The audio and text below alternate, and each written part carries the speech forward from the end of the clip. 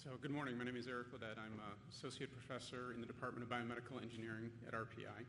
I am a researcher. I am also an entrepreneur.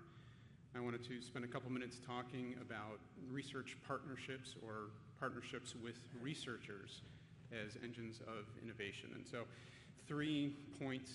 The answer is not the start, the finish line is the goal, and the shoes must fit. I was just looking at this and I thought I must have just gotten back from a run when I came up with those things.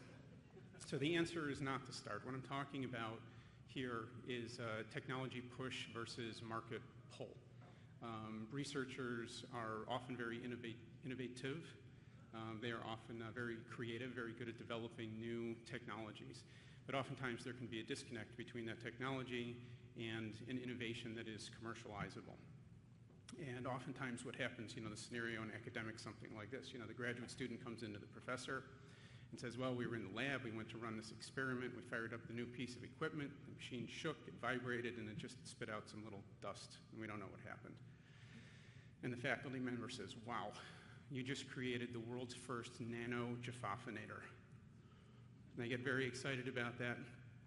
They write up an abstract, submit it to a national meeting, gets accepted, they write a manuscript, it goes out, it gets published as a paper, there's a huge celebration, they go out and watch Big Bang Theory to celebrate.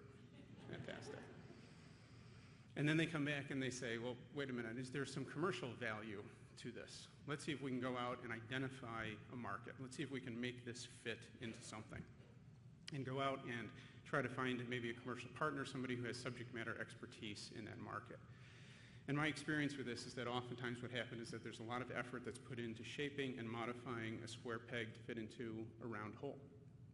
And of course, the much better route is when General Motors decides that every engine component that they have needs to be coated with nano-jaffa, and they read the paper written by the researcher, and they come in and they say, yes, we want to partner with you.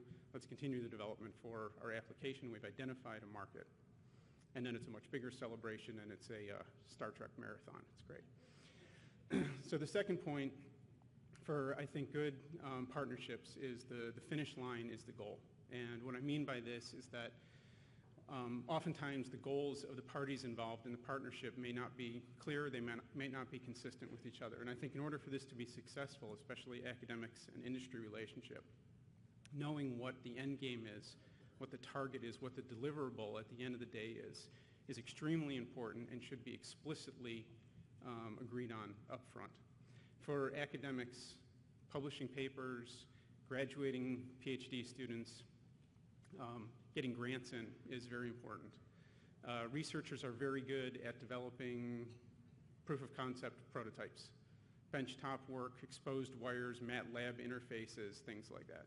If the goal for the final product is something that's designed for manufacturing, if it's a solid state device, whatever the case may be, if that's not explicitly clear, if that's not clear and explicitly agreed on up front, I think that that's a recipe for disaster.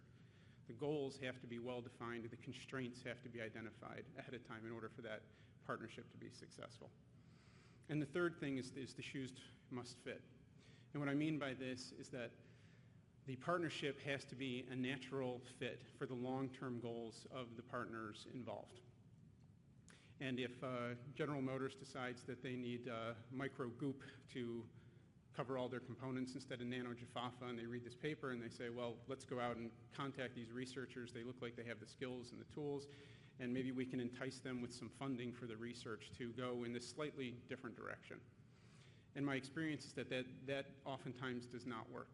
And I think the reason why that doesn't work is because when things get challenging, when they get difficult, when more resources are necessary, when things go in an unexpected direction, if the long-term goals of the parties are not consistent with each other, things will fall apart. The researcher will not want to put the resources into something that's deviating from their long-term path. So I think overall, research partnerships between industry and academics can be very fruitful. There's a lot of examples of that. A lot of the people up here as speakers with me are living examples of that.